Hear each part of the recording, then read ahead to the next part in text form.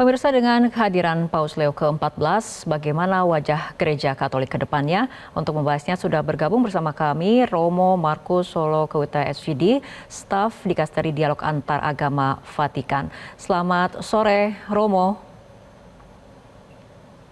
Selamat sore Mbak Fitri ke Indonesia. Ya, baik.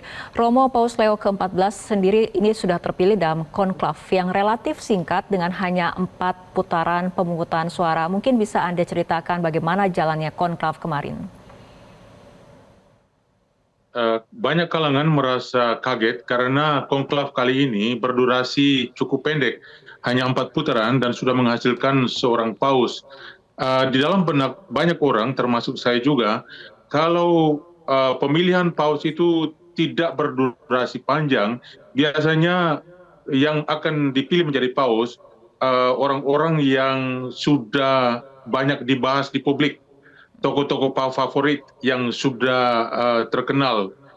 Tetapi kali ini memang kita semua merasa kaget karena seorang paus yang berwajah baru, pernah disinggung tetapi bukan pada peringkat yang paling atas.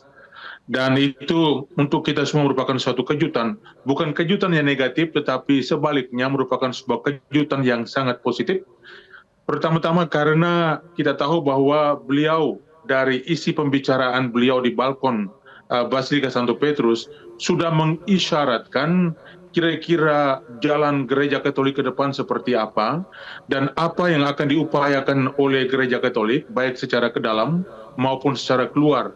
Jadi intinya sebenarnya beliau ini merupakan paus yang tidak berseberangan dengan Paus Fransiskus, tetapi berhaluan yang sama dengan Paus Fransiskus, hanya akan memiliki aksen-aksen atau tekanan-tekanan yang berbeda.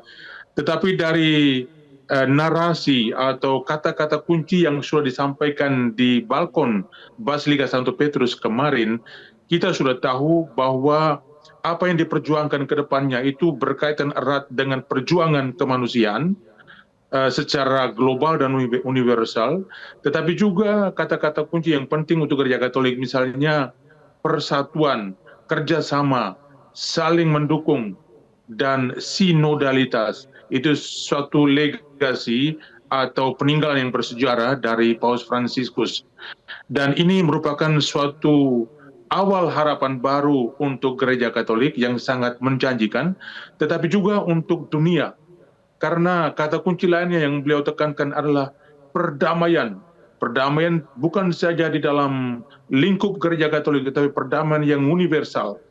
Karena saya tahu baik bahwa sebelum para kardinal masuk ke dalam Kapel Sistina untuk memulai konklav, itu satu pesan atau satu kompas atau tesis utama yang dibawa oleh para kardinal ke dalam Kapel Sistina adalah demikian.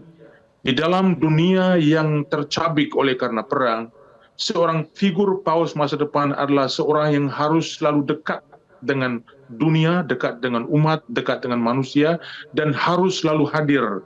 Dengan kata lain, paus masa depan adalah figur perdamaian, figur atau jembatan yang mampu menyambung atau menjembatani perpecahan-perpecahan atau sempalan-sempalan yang ada di dunia ini, baik secara ke dalam di dalam Gereja Katolik maupun secara keluar di dalam dunia internasional.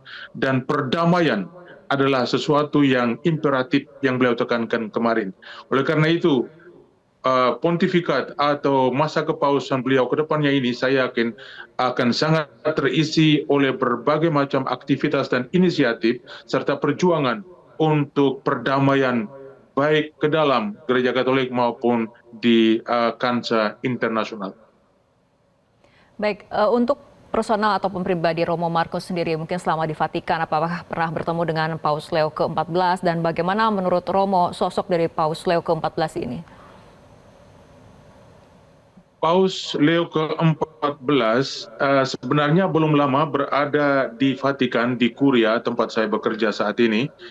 Karena baru pada tahun 2023 beliau didatangkan atau diundang atau diangkat oleh Paus Fransiskus menjadi kepala dikasteri untuk uskup-uskup di Vatikan dan juga di dunia tentunya. Setiap pagi kami selalu berpapasan karena saya biasanya keluar dari Vatikan menuju ke kantor antara jam 7 pagi dan jam 7.30. Kami selalu berpapasan di jalan. Beliau keluar dari Vatikan juga untuk pergi ke Biara Agustinianum, dan selalu beliau memilih jalan kecil di trotoar yang berbatasan dengan tembok.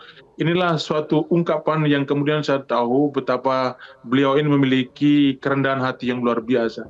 Beliau tidak mau berjalan di atas jalan yang terbuka, tetapi selalu berjalan di trotoar dan dalam sikap yang sangat sangat khas, artinya tidak melihat banyak ke kiri dan ke kanan, tetapi pandangannya selalu tertuju ke jalan. Dan dari jauh kami selalu berpapasan dan bersalaman, tetapi sayangnya belum pernah terlibat di dalam suatu pembicaraan yang besar dan panjang atau mendalam. Tetapi kesan saya secara sepintas setiap kali saya bertemu, beliau adalah seorang yang berdisiplin dengan dirinya sendiri, seorang yang tenang, yang simple, yang sederhana, yang rendah hati. Dan di dalam nuansa gereja, beliau dikenal sebagai seorang yang moderat, yang berpikiran luas, yang berpihak pada kebenaran, dan seorang yang terbuka terhadap berbagai pandangan dan berbagai opini. Jadi untuk itu beliau dipandang sebagai seorang paus atau figur pemersatu atau figur yang merangkul berbagai perpecahan atau berbagai aliran di dalam gereja dan juga di dunia, terutama poros pusat yang bisa merangkul sayap kanan konservatif dan sayap kiri liberal. Baik, terakhir Romo Markus, apa agenda terdekat dari Paus Leo ke-14? Pada saat sekarang ini, beliau sedang memimpin misa perdana di Kapela Sistine di jantung Istana Kepausan, tempat pemilihan beliau sampai kemarin. Dan inilah misa pertama beliau sebagai Paus Gereja Katolik, sebagai misa syukur bersama para kardinal yang sudah memilih beliau.